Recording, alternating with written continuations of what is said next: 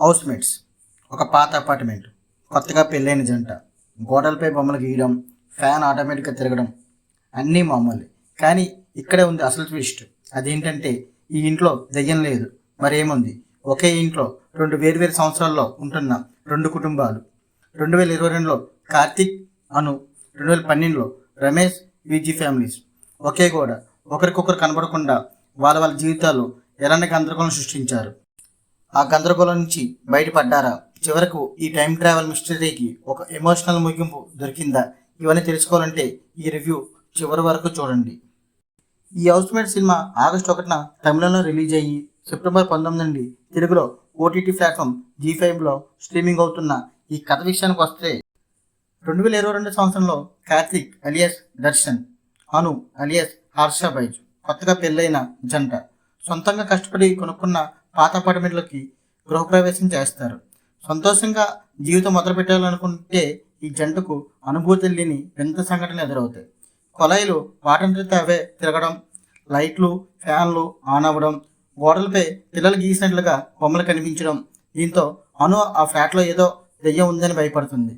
కార్తీక్ మాత్రం వీటిని మూఢనమ్మకాలుగా, యాదృచ్ఛిక సంఘటనలుగా కొట్టిపారేస్తాడు. 2012 సంవత్సరం, సరిగ్గా 10 ఏళ్ల క్రితం అదే ఫ్లాట్లో రమేష్ అలియాస్ కాళీ వెంకట్, విజీ అలియాస్ వినోదిని వైద్యనాథన్ అనే మరో కుటుంబం తమ చిన్న కొడుకు మహి అలియాస్ హెన్రిక్తో కలిసి నివసిస్తూ ఉంటుంది. 2022లో అనుకి ఎదురైనట్లే 2012లో ఈ కుటుంబానికి కూడా అదే తరహా వింత సంఘటనలు ఎదురవుతూ ఉంటాయి. రమేష్ ఎలక్ట్రీషియన్ కాబట్టి వాటిని సాంకేతిక లోపాలుగా భావిస్తాడు. మహి మాత్రం దెయ్యం ఉందనే భయంతో ఉంటాడు. మహికి దెయ్యం భయం పోవడానికి రమేష్ దెయ్యానికి గోడపై మెసేజ్ రాయమని సలహా ఇస్తాడు. మహి సరదాగా గోడపై ఏదో రాస్తాడు. ఈ మెసేజ్ సరిగ్గా అదే గోడపై 2022లో కార్తీక్కు, అనుకి కనిపిస్తుంది. ఇక్కడే సినిమా కథ కీలక మలుపు తిరుగుతుంది. ఇది దెయ్యం కథ కాదు. ఒకే భౌగోళిక ప్రదేశంలో రెండు వేరువేరు సంవత్సరాల్లో ఒకే అపార్ట్మెంట్లో ఫ్లాట్లో నివసిస్తున్న రెండు కుటుంబాల కథను తెలుస్తుంది. ఒక భౌతిక శాస్త్రవేత్త దీనిని టెస్టాక్ట్ అని లేదా టైం ఓవర్లాప్ అని అసాధారణ సంఘటనగా వివరిస్తాడు. రెండు కుటుంబాలు ఒకరికొకరు కనబడకుండా గోడలపై మెసేజ్ ద్వారా తెలియకుండానే ఒకరి జీవితాలను మరొకరు ప్రభావితం చేసుకుంటారు. 2012లో రమేష్ ఎలక్ట్రికల్ వైరింగ్ మారుస్తుంటే 2022లో కార్తీక్ అజాగ్రత్తగా కరెంట్ ఆన్ చేయడం వల్ల రమేష్కి ప్రమాదం జరుగుతుంది. ఈ వింత సంఘటనలు, గందరగోళం కారణంగా కార్తీక్ సరిగ్గా నిద్రపోలేక ఉద్యోగం కోల్పోతాడు. రెండు కుటుంబాలు ఈ గొడవలకు విసిగిపోయి ఫ్లాట్ని అమ్మేయాలని ప్రయత్నిస్తాడు. కానీ ఒకరి జోక్యం వల్ల మరొకరి ప్రయత్నం విఫలమవుతుంది. చివరకు కార్తీక్, అను మరియు రమేష్, విజీ ఇద్దరు ఒకరికొకరు ఎందుకు ఇబ్బంది పడుతున్నారో తెలుసుకోవడానికి ఒకరి టైంలైన్లో మరొకరి కోసం వెతకడం ప్రారంభిస్తారు. 2022లో ఉన్న రమేష్, విజీ తమ 10 ఏళ్ల క్రితం జీవితంలో ఒక ప్రమాదంలో తమ కొడుకు మహిని కోల్పోయారని తెలుసుకుంటారు.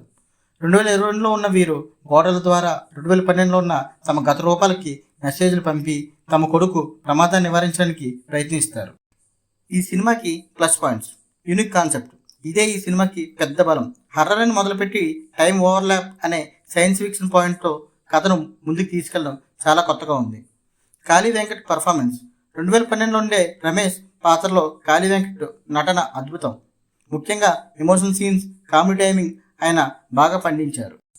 ఇంటర్వెల్ బ్యాంక్, కథలో అసలు ట్విస్ట్ రివీల్ అయ్యే ఇంటర్వెల్ బ్లాక్ చాలా ఎంగేజింగ్గా ఉంది. సింపుల్ ట్రీట్మెంట్, ఇంత కాంప్లెక్స్ అయిన సైన్స్ ఫిక్షన్ పాయింట్ని దర్శకుడు రాజువేల్ సామాన్య ప్రేక్షకుడు కూడా అర్థమయ్యేలా సింపుల్గా చెప్పడానికి ప్రయత్నించారు. ఈ సినిమాకి minus points: total confusion. Cinema ఒక పాయింట్ తర్వాత horror, comedy, science fiction, sentiment ఇలా చాలా జానర్ల మధ్య డోలయామన అవుతుంది. దేనిపై ఫోకస్ చేయాలో తెలియక కాస్త కన్ఫ్యూజన్ అవుతుంది.